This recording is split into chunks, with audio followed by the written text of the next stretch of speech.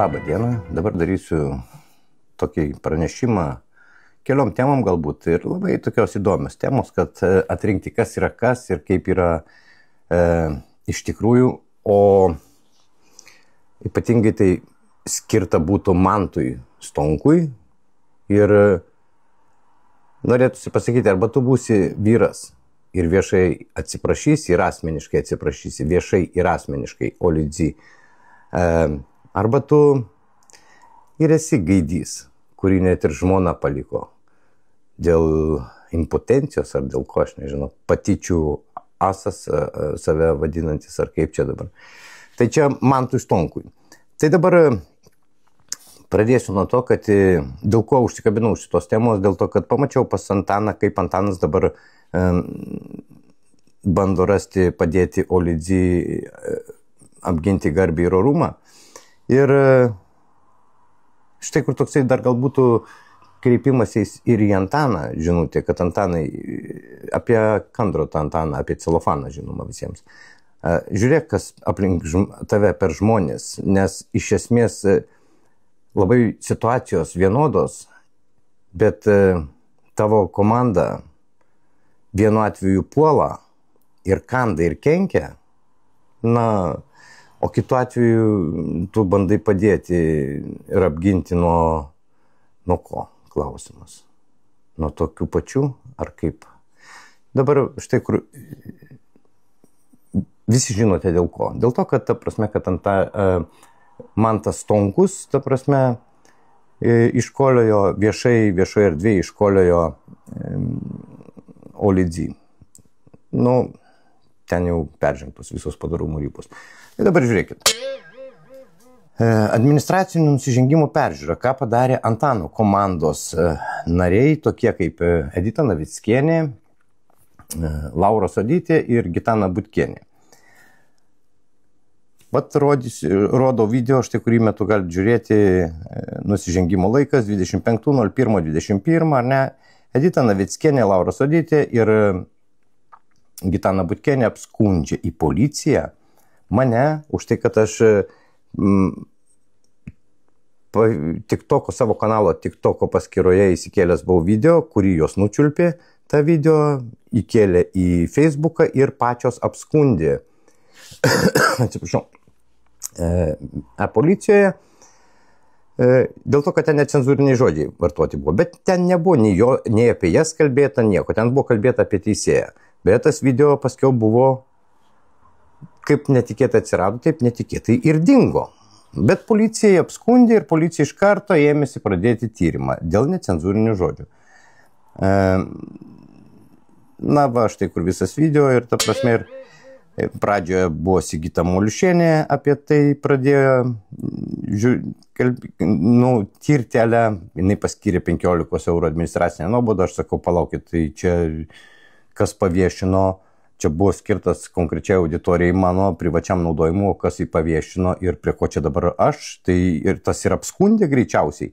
Tai vietoj to, jinai sako, jo, tai gerai, aš atsisakiau mokėti ir tada, ta prasme, tas video nukeliavo, tas tyrimas nukeliavo pas tokį Arvydas Lasevičius, Kauno AVPK vyresnysis tyrėjas. Nu, jam iki vyresnio, jam aplamai iki valytojo tik tai. O tyrėjų jisai dar nebus šitam gyvenime. Bet jisai tyrėjas. Jisai net neklausė, ką sakau, ką kalbėjom, ką tyrimas buvo. Jisai vienašališkai paskyrė baudą 85 eurai. Baudos, ta prasme. Nu, kaip ir viskas, okei, tvarkoj paskyrė, net nežiūrėjęs nieko, tada aš apskundžiu tą jo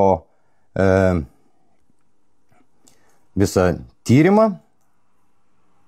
Apskundžiu ir gaunasi, kad vat štai visa medžiaga, štai kur apie tai, kaip bandžiau apskūsti, kada surašomas protokolas, kas ta prasme apskundžia, kaip kas ir skundas, aišku, atmetamas, ta prasme. Tada skiriama bauda ir štai visas nutarimas apie tai, kaip kad skirta bauda ir taip toliau. Ir rezultate gaunasi, kad netgi aš tos baudos nemoku, laukiu, kol bus nagrinėjamas mano skundas. Galiausiai aš gaunu iš mokesčių jau, kad čia antstoliams perduota, kad išskaityti iš manęs tą baudą ir visą kitą. Aš ją sumoku. Taip pat veikia policija. Net netyria. Tikriausiai Olidzy žino apie tai, kad toliau gali kreiptis tik į teismą nebent. Ir dar didinti išlaidas ir prieš sistemą nelaimėsi. Bet dabargi atsiranda, tai va Antanui apie tai, kas tokios apskundė. Dokumentai nemeluoja, Antanai. O dabar Mantui Stonkui. Ir policijai, aišku, tam pačiam tyrėjui, Lasevičiui, Arvydui, Sigitai Moliušieniai ir visai sistemai, iš mokesčių visos sistemos, kurie, kaip sako, tai čia mes netyrėm, mes tik vykdom. Tai, tai reikėtų pagalvoti apie tai, ką vykdot. Žinot, tie, kur vedė žydus į pečių ir šaudė, jie irgi tik vykdė nurodymus. Ir mes kalbam apie tai, kas yra sistema. Sistema esame mes patys. Tai nėra kažkoks tai mitinis daiktas. Mes patys, kažkieno galbūt mama ar žmona ar dukra dirba mokesčiuose, kuri net nežiūrėdama, ta prasme, iš karto užsiundo antstolius, perduoda antstoliams. Kažkieno galbūt žmona ar dukra ar tėvas ar sūnus dirba policijoje, tyrėjų, tas Mindaugas, šitas Arvydas Lasevičius, jisai irgi turi ir tėvą, ir tikriausiai ir mamą turi. Ir jisai dirba policijoje ir net netyrinėdamas skiria baudą iš karto Lempinę, kur, sakykime, Šurajevas su Ramanausku gavo ten po 25 eurus ar po 15 eurų baudos. Čia už tą patį, už daug mažesnį nusižengimą, nes nei vieno Seimo nario nebuvo viešai pasiūsta ir, ta prasme, gyvai pasiūsta nei nacher, nei bibeis prišerta, bet čia jau 85 eurai kažkodėl. Dar nežino kodėl, čia nepaaiškinsi, čia dėl to, kad aš nepriklausau sistemai ir nepatogu sistemai esu, ar ne? Tai bandymas susidoroti, tai kaip ir su Olidzy atveju. Jeigu tau nepatinka, tu kreipkis į teismą. Bet teisme, kaip ir sakau, visur yra tie patys žmonės, mūsų,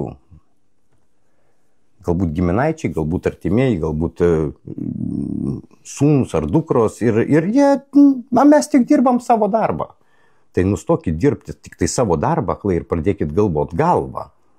Nežinojimas nuo atsakomybės neatleidžia, taip ar neberot sako. Tai aš tą baudą susimokėjau. Bet dabar štai kur išlenda toksai Mantas Stonkus ir jisai irgi taip pat iškolioja Olidzy ir nieko.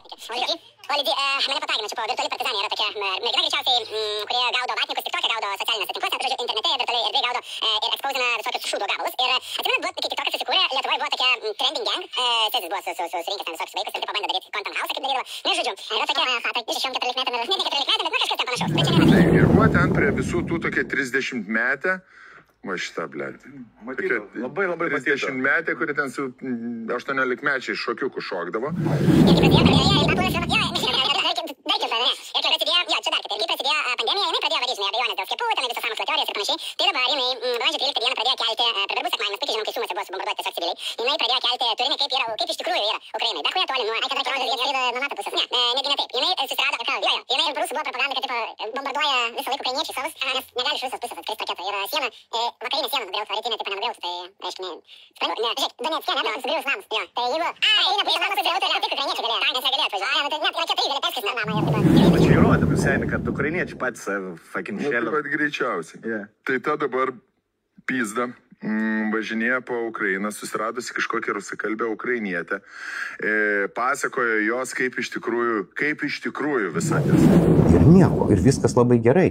Šitoj vietoj ta pati policija, tie patys tyrėjai ir nesakykime, tie patys įstatymai. Ir štai kur jam galima.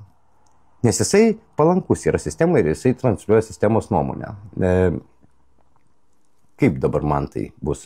Man kreiptis, parašyti į e-policiją pranešimą, nes YouTube platformoje tavo video, štai kur iškarpai irgi galite pasižiūrėti, matomas, girdimas.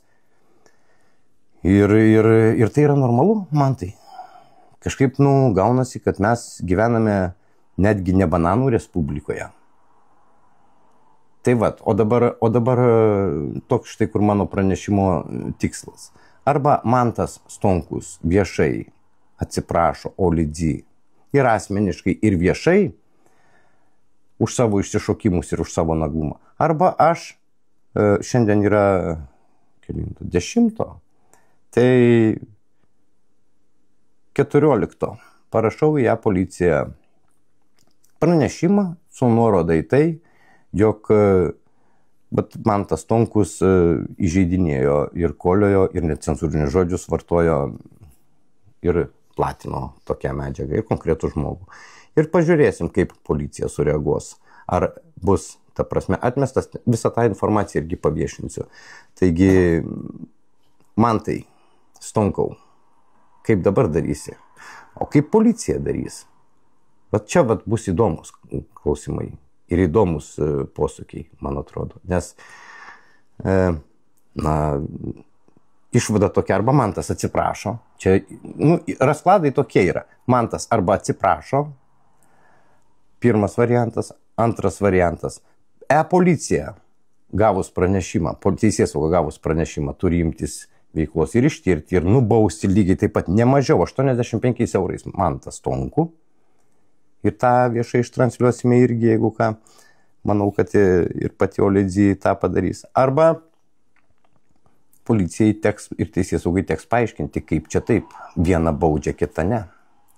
Vienas išsako savo nuomonę, jį baudžia, kitas konkrečiai įžeidinėja žmogų ir kolioja ir tyčiojasi iš jo, jam galima.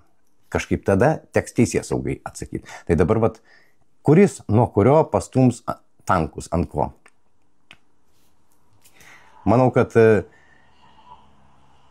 čia, kaip sako, ir šachas, ir matas viename. Tad žiūrim, sprendžiam, pasižiūrim, pasidalinam šio video ir matysim, kiek jisai pasieks sklaidos ir koks rezultatas iš to bus. Nes realiai Stonkui aš nepaliksiu atskiro išėjimo. Dabar tau teks į vienaip arba kitaip. Arba susimokėti, arba atsiprašyti už savo žodžius. Aš susimokėjau. Brangu tam, kas pinigų neturi, ne Stonkau? O tu jų turi ar neturi? Tave žmona paliko. Tai kažin, kaip čia dabar bus. Lizingą pasiimsi. Nieko tokio. Iki.